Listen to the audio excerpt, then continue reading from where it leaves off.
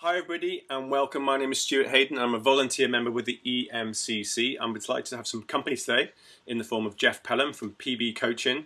And Geoff and I are going to be talking about the dual relationships in coaching based on the article he's recently written for us. Geoff, great to have you with us. Okay, good to be here. Thank you. It's a really hot topic. I think we've talked a bit more about this, how important it is the kind of the dual roles that we face within coaching. So to really get things going, I'd love to find out, what are these typical dual roles that you have experienced in the work that you do? Okay, well, you said it's a hot topic. I don't know that it is, because I don't think many people have written about it. True. It becomes a hot topic for me in supervision, particularly supervising people who are internal coaches. And often people who are internal coaches, they may be in HR, they may be in OD, they're often in senior positions. And often what happens is that the topics that people are talking about can be quite challenging in terms of those other roles. To give you some examples, these are examples that come my way. Somebody in OD who is coaching somebody who's looking to make a move to another position in the organisation, and the coach knows that there's a reorganisation about to happen, and that role is going to disappear. Or it might be that someone in HR and the coach and the person is actually involved. They're involved in a disciplinary in their HR role with somebody, and their person they're coaching starts to talk about that person. And the question is, what do we do? How do we manage that situation? And I guess I think people just get on with it and bring it to supervision. But it's the sort of issues that keep people up at night. And I don't think there's an awful lot, out there to really help us in our thinking about this. Mm.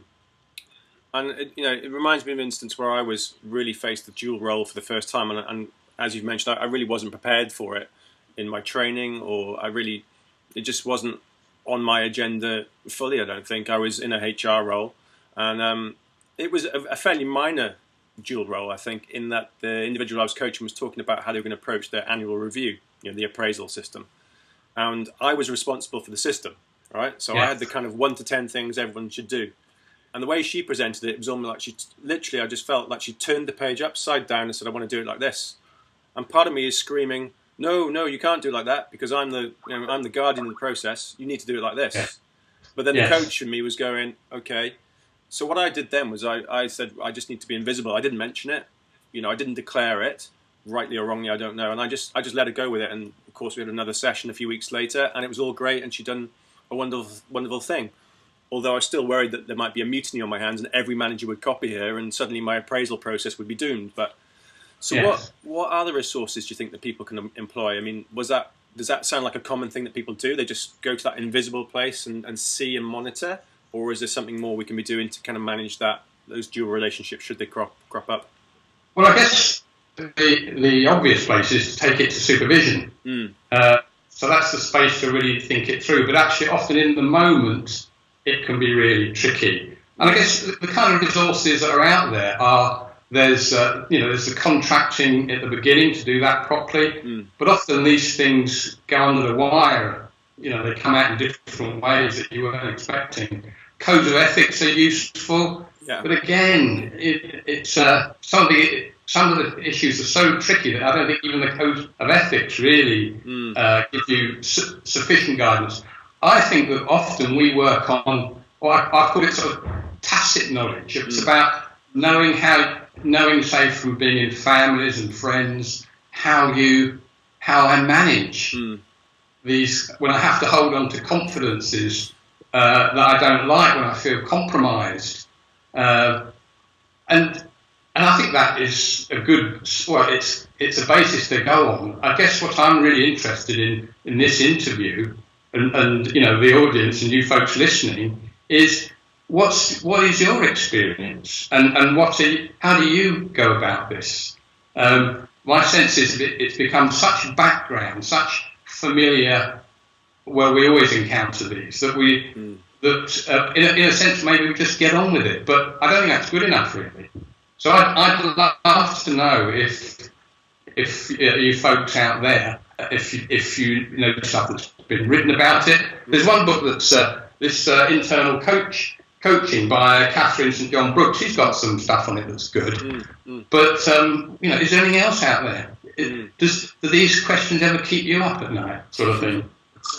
No, it's a great question. That's one of the reasons with the interview and the article is so important, because we're all out there in the world of knowledge trying to find out here in Knowledge Exchange what's relevant to people and what resonates with people. Is this a question that just you and I have, and maybe Catherine, or is it a wider question to be asked?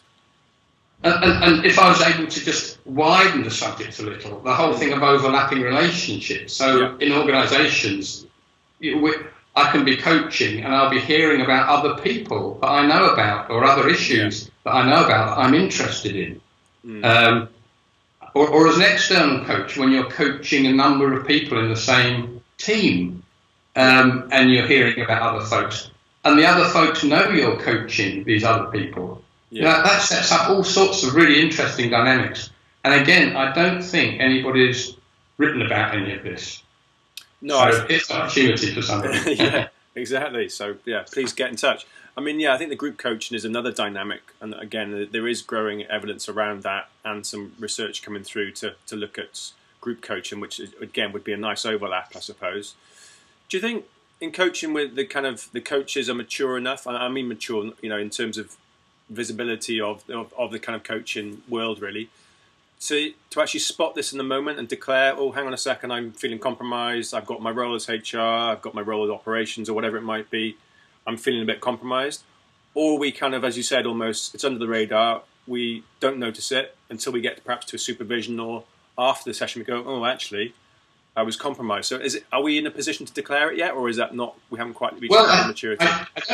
I don't even think it's that simple, you see, because it might be that in even declaring something, you're kind of... So go back to my first example of the OD person who knows that this job that this person's interested in, likely not to be there. Yeah.